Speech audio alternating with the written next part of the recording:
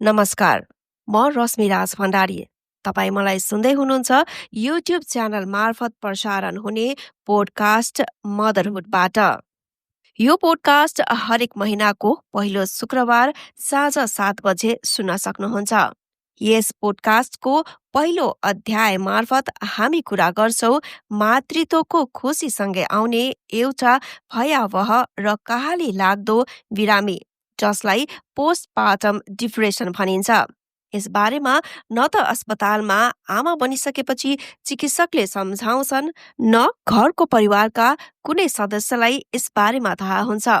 पढे लेखेका well educated फ्यामिलीलाई पनि यस बारेमा अनभिज्ञ भएको हामीले पाएका छौं।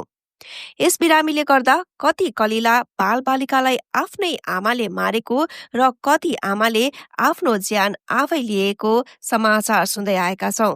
तर त्यो आमाले यस्तो किन गर्यो होला, यस पछाडिको कारण नबुझी उल्टै समाजले नव आमालाई नै दोषी दिइरहेको हामीले पाएका छौं।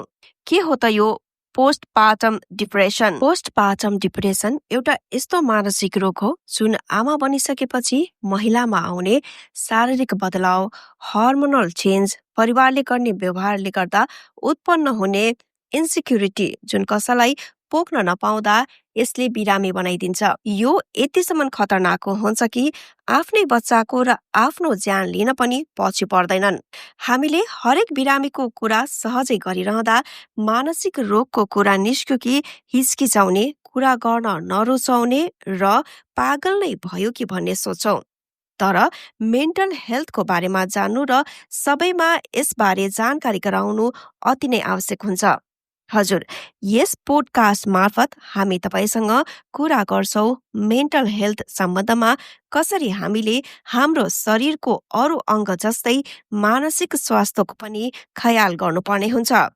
धेरै कुराहरू गर्न बाँकी नै रहँदा समयले साथ छोडेपछि यस विषयलाई यही कमा लगाएर अर्को महिनाको पहिलो शुक्रबार साँझ 7 बजे फेरि पनि धेरै जानकारी र समस्याको केही हदसम्मको समाधानसँगै आउने नै छौं। त्यतिन्जेलसम्मको लागि स्वस्थ रहनुहोस्, व्यस्त रहनुहोस्।